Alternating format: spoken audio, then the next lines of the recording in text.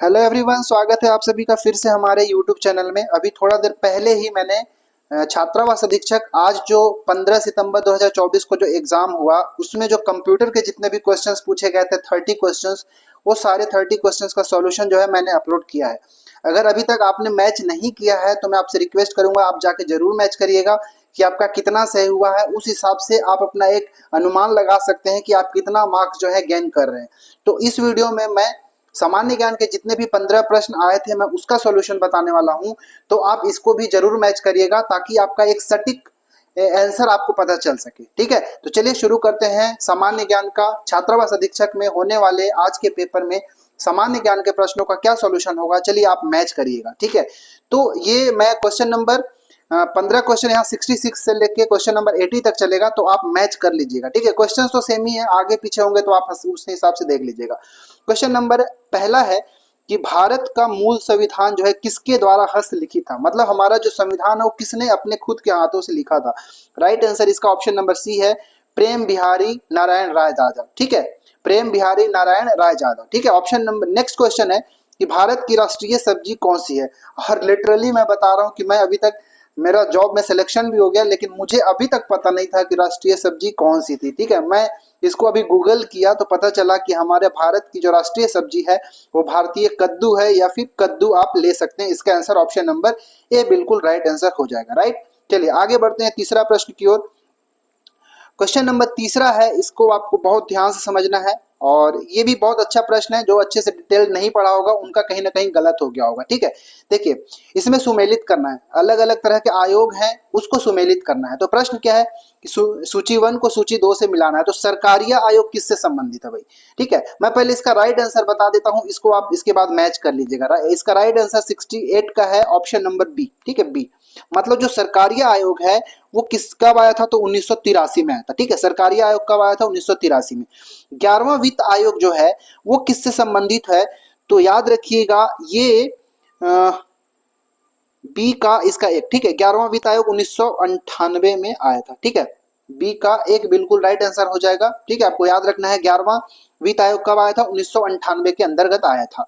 इसके बाद नेक्स्ट है द्वितीय प्रशासनिक सुधार। द्वितीय प्रशासनिक सुधार कब हुआ था, तो ये सी का हो जाएगा हमारा ऑप्शन नंबर 4। ठीक है, द्वितीय प्रशासनिक सुधार कहाँ, ये 2005 में आया था। ठीक है, मतदाताओं का जाली पंजीकरण ये किससे, ये तो आपको ऐसे भी समझ सकते हैं कि मतदाताओं का जाली पंजीकरण से पहचान करने हेतु फोटो पहचान पत्र जो है लाया गया, जो कि डी का 4 हो जाएगा। उम्मीद है ये आपका सही हुआ होगा। राइट आंसर इसका ऑप्शन नंबर बी है। ठीक है, चलिए हम आगे बढ़ते हैं अगला क्वेश्चन की ओर, 69 क्वेश्चन की ओर। ठीक है, 69 नंबर का भी क्वेश्चन वही है, सुमेलित करना है। और ये क्वेश्चन जो है अपने सामान्य ज्ञान वाला मैंने जो सीरीज चलाया था उसमें मैं इसको एक्सप्लेन किया था। ऐसे प्रश्न में बहुत सारे 2-3 क्वेश्चन कराया था तो वहां से आपका बन जाता।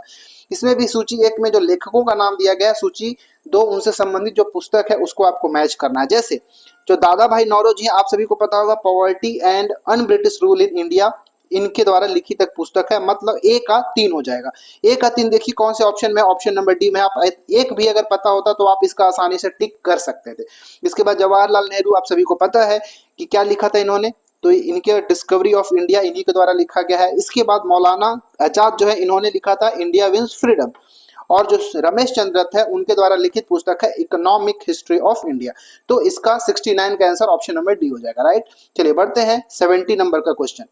प्रश्न है, बहुत अच्छा प्रश्न है कि निम्नलिखित में से किस वर्ष महारानी विक्टोरिया ने भारत की सामग्री का उपाधि धारण किया था। तो ये बहुत ज्यादा आसान प्रश्न है और इंपॉर्टेंट प्रश्न भी है। कैसे, क्योंकि आप सभी को पता है 1857 में जब क्रांति हुई तो उस समय 1857 की क्रांति से पहले ब्रिटिश ईस्ट इंडिया कंपनी का शासन हमारे देश में चलता था। लेकिन जैसे ही ये 1857 की क्रांति हुआ उसके बाद जो जो ब्रिटिश सरकार थी, ठीक है, जो ब्रिटेन की जो महारानी विक्टोरिया थी, उन्होंने अपना अंडर में पूरा शासन ले लिया था। और ये 1857 की क्रांति के बाद मतलब 1858 में उनको महारानी विक्टोरिया को भारत की साम्राज्ञी की उपाधि धारण करना पड़ा। राइट, चलिए बढ़ते हैं क्वेश्चन नंबर अगला जो कि है 71। पहले मैं 71 में नीचे करा देता हूँ, नीचे आगे पीछे इसका पीडीएफ बन गया। तो 71 पहले समझ लीजिए कि कालानुक्रमिक रूप से व्यवस्थित कीजिए, कौन सा इवेंट पहले हुआ था उसके अकॉर्डिंग आपको अरेंज करना है। ठीक है, तो अगर आपको ईयर पता होगा तो आसानी से कर सकते हैं। जैसे जालियांवाला बाग हत्याकांड 13 अप्रैल 1919 को हुआ था। ठीक है, जालियांवाला बाग हत्याकांड 13 अप्रैल 1919 को हुआ था। सविनय अवज्ञा आंदोलन कब हुआ था, ये 1930 की घटना है।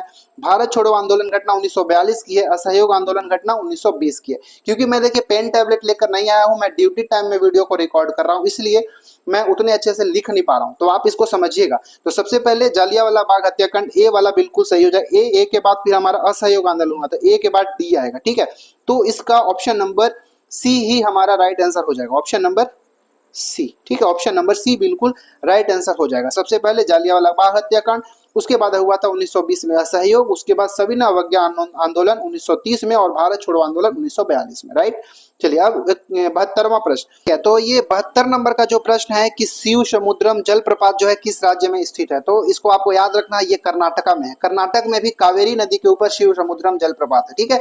तो मैंने 72 और 73 को पहले बता दिया है, अब आगे जो बच गया है उसको मैं बता दे रहा हूँ, ठीक है। 71 72 को बता दिया हूं मैं, अब यहाँ पे 73 74 जो है ऊपर साइड ये हो गया, तो ये मैं यहाँ पे लिख देता हूँ, ठीक है। चलिए देखिए, अब 73 नंबर का पहले कि भारत की प्रमुख नदी और उनके उद्गम से जोड़ना है। तो इससे पहले जो मैं लास्ट वाला जो मैं अपना सीरीज चला रहा था सामान्य ज्ञान का, उसमें मैंने अच्छे से समझाया, अगर उसको आप देखा होंगे तो इसका आंसर आप आसानी से लगा सकते थे। जैसे ये जो सबसे पहले आपको आसानी क्या लगता है, सबसे पहले आप देख सकते हैं कि महानदी दे दिया, तो महानदी तो आप सभी को पता है कि सिहावा से इसका उद्गम है। तो बी का एक देखिए, बी का कहाँ एक है भाई, तो बी का एक ऑप्शन नंबर ए में है और ऑप्शन नंबर सी में है, बाकी ये बी और डी तो ऐसे ही एलिमिनेट हो जाएगा, राइट। इसके बाद आता है कौन सा, यमुना नदी, तो यमुना भी आप पकड़ सकते हैं, यमुनोत्री से होता है, तो डी का आ गया 3, तो डी का 3 और बी का 1 जो भी मिल जाएगा वही हमारा आंसर है। डी का 3 बी का 1, option number 1 option number A हमारा बिल्कुल राइट आंसर हो जाएगा। बाकी अब सभी को पता होना चाहिए कि जो गोदावरी नदी है, ठीक है, गोदावरी नदी का उद्गम कहाँ है, तो नासिक से होता है, गोदावरी का नासिक से, और कृष्णा नदी का महाबलेश्वर से होता है, ठीक है। तो इसका आंसर भी हम बहुत आसानी से लगा लिए। अबूझमाड़ की पहाड़ी कहाँ स्थित है, दंडकारण्य के उत्तर में, दंडकारण्य के दक्षिण पश्चिम में, दंडकारण्य के पूर्व में, या फिर दंडकारण्य के उत्तर पूर्व में, कहाँ स्थित है। इसका आंसर ऑप्शन नंबर डी होना चाहिए। इसके बाद जो इसका मॉडल आंसर आएगा तो हम बहुत अच्छे से आंसर कर लेंगे, ठीक है। बाकी के सारे प्रश्नों का आंसर एकदम कंफर्म मैं बता रहा हूँ, ये वाला जो है डाउट में है 74 का, हालांकि ऑप्शन नंबर डी ही होना चाहिए, ठीक है। चलिए बढ़ते हैं आगे, अब हम 75 नंबर का क्वेश्चन देखते हैं, ठीक है। 73 भी हमने देख लिया था, 74 भी देख लिया था, 75 नंबर का क्वेश्चन यहाँ पे, ये भी बहुत अच्छा प्रश्न है, इकोनॉमिक के ऊपर है, इसको आपको ध्यान से समझना है।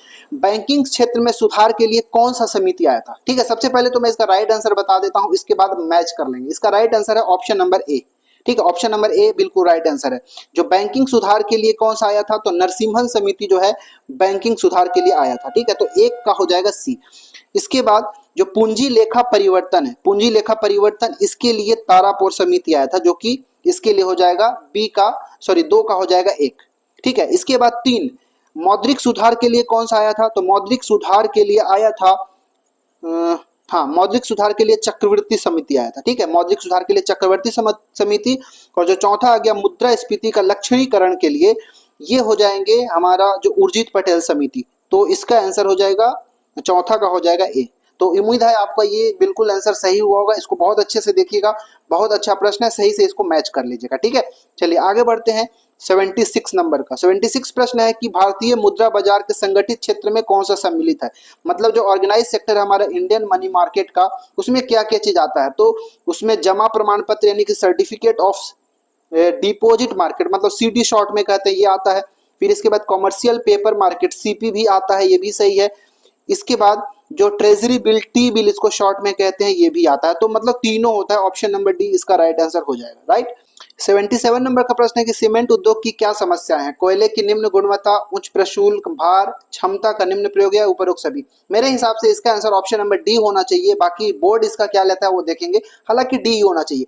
कोयले की निम्न गुणवत्ता, देखिए कोयला जो है डायरेक्टली जो है सीमेंट उद्योग में इन्वॉल्व नहीं होता, लेकिन जहाँ पे गर्म करने के लिए कोयले की आवश्यकता होती है, वहां पे अगर अच्छे क्वालिटी की कोयले मिल जाएगा तो गर्मी आसानी से मिलेगा, ऊर्जा आसानी से वहां पर उत्पन्न किया जाता है। तो निम्न गुणवत्ता के कारण कहीं ना कहीं हम ऑप्शन नंबर ए को भी लेना पड़ेगा। और उच्च प्रशुल्क भाग जो बर्डन ऑफ हाई टैरिफ तो होते ही है, इसके बाद क्षमता का निम्न प्रयोग भी होता है, ऑप्शन नंबर डी इसका राइट आंसर होना चाहिए। क्वेश्चन नंबर 78 है, सूर्य नमस्कार से संबंधित प्रश्न मैंने कराया था और बिल्कुल सेम टू सेम प्रश्न यहाँ से आप अगर वीडियो देखे होते तो इसको हल कर सकते थे कि सूर्य नमस्कार में कितने चरण होते हैं, 8, 10, 11, 12। राइट आंसर होगा ऑप्शन नंबर डी ये 12 चरण होते हैं। आसन की बात करेगा तो 7 आसन होते हैं, इन्हीं 7 आसनों को 12 चरणों में किया जाता है, इसीलिए ऑप्शन नंबर डी इसका राइट आंसर हो जाएगा। 79 नंबर का प्रश्न है, देखते हैं 79 और 80 नंबर का क्या है। 79 में प्रश्न है कि प्रकाश संश्लेषण का मुख्य स्थल कहाँ है? पत्ता, तना, क्लोरोप्लास्ट और रक्षक कोशिकाएं। देखिए, हालांकि प्रकाश संश्लेषण जो है, जो पत्तियों में उपस्थित जो क्लोरोप्लास्ट होता है उसमें होता है, क्लोरोप्लास्ट की जो क्लोरोप्लास्ट में होता है। इसका आंसर तो हालांकि ऑप्शन नंबर सी है, बिल्कुल सही है। तो पत्तियों के अंदर ही क्लोरोप्लास्ट होता है। एक स्टोमेटा नामक एक होता है स्ट्रक्चर, उस स्टोमेटा में के अंदर ही क्लोरोप्लास्ट होता है, जिसमें प्रकाश संश्लेषण की क्रिया जो होती है। ऑप्शन नंबर सी इसका राइट आंसर हो जाएगा। देखिए, थोड़ा मैं फास्ट बोल रहा हूँ, क्योंकि अगर टाइम मिला तो हो सकता है मैं आगे की भी जो रिमेनिंग पार्ट्स है आज के एग्जाम का उसको भी, उसका सॉल्यूशन भी मैं डाल सकूं, इसीलिए थोड़ा मैं फास्ट बोल रहा हूं। और आपको यहाँ पे ऑप्शन जो है, correct answer option number C हो जाएगा। तो सामान्य ज्ञान का 80 नंबर का और आखिरी प्रश्न है, जो कि यहाँ पे स्क्रीन के ऊपर आप देख रहे होंगे। ये बहुत अच्छा प्रश्न आपसे ले लिया गया। प्रश्न क्या है कि राष्ट्रीय माध्यमिक शिक्षा अभियान RMSA से संबंधित तथ्य क्या है? इसका प्रारंभ 2009 में हुआ था। वर्ष 2013-14 में इस योजना में समावेशी शिक्षा एवं व्यावसायिक शिक्षा का समाकलन किया गया। इसके बाद तीसरा कथन है, इस योजना का उद्देश्य 12 से 13 वर्ष के आयु वर्ग के छात्रों में गुणवत्तापूर्ण शिक्षा की उपलब्धता सुनिश्चित करना है। या चौथा विकल्प, शाला में ICT एवं बालिका छात्रावास की सुविधा का समावेशन इसका मुख्य आयाम है। तो देखिए, और कथन एक जो है ये गलत है, क्योंकि इस योजना का प्रारंभ 2007 में नहीं 2009 में हुआ था, पहला चीज, ठीक है। दूसरा वाला जो कथन है ये सही है। तीसरा वाला कथन फिर से ये गलत हो गया, क्योंकि 12-13 वर्ष की बच्चों की बात नहीं है, 14 से 18 वर्ष, ठीक है, 14 से लेके 18 वर्ष तक के जो बच्चे उनकी बात की जाती है। तो तीसरा भी गलत है। और फाइनली जो चौथा कथन है ये भी सही है। तो दूसरा और चौथा कथन सही है, तो ऑप्शन नंबर सी जो है यहाँ पे बिल्कुल राइट आंसर हो जाएगा। तो इस प्रकार हमने इस वीडियो में जो सामान्य ज्ञान के 15 प्रश्न आए थे उसका सॉल्यूशन मैंने बताया। आप जल्दी से इसको मैच कर लें। कंप्यूटर का जो मैंने बताया था उसको भी 30 प्रश्न और 15 प्रश्न, यहाँ 45 प्रश्न मैंने यहाँ पे बताया। 45 में से अभी आपका कितना सही हुआ वो कमेंट करके जरूर बताइएगा। हाँ, यूट्यूब में ही मैं कम्युनिटी में एक पोल कराया हूँ कि किसने कितना अटेम्प्ट किया है, आप उसको भी जाके पोल को जरूर दीजिएगा। इससे ये हम अनुमान निकाल पाएंगे कि मैक्सिमम पॉसिबल कट ऑफ कितना जा सकता है, राइट। ठीक है, तो हमारे चैनल में अगर पहली बार आए हैं तो हमारे चैनल को भी जरूर सब्सक्राइब कर लीजिएगा, क्योंकि आगे आने वाले बहुत सारे एग्जाम है जिसकी मैं तैयारी कराऊंगा। लाइक आबकारी आरक्षक का भी मैं तैयारी कराने वाला हूँ, जो प्रयोगशाला परिचारक का जो अभी जस्ट एग्जाम, अभी उसके बारे में थोड़ा सा नोटिफिकेशन आया था, उस सब की तैयारी करूंगा। और आरबी एनटीपीसी के अगर आप इंटरेस्टेड हैं तो इसकी भी मैं तैयारी बहुत जल्दी से शुरू करने वाला हूं। तो आप हमारे चैनल को जरूर सब्सक्राइब कर लीजिएगा, राइट। मिलते हैं किसी और वीडियो में, इसमें इतना ही, तब तक के लिए धन्यवाद।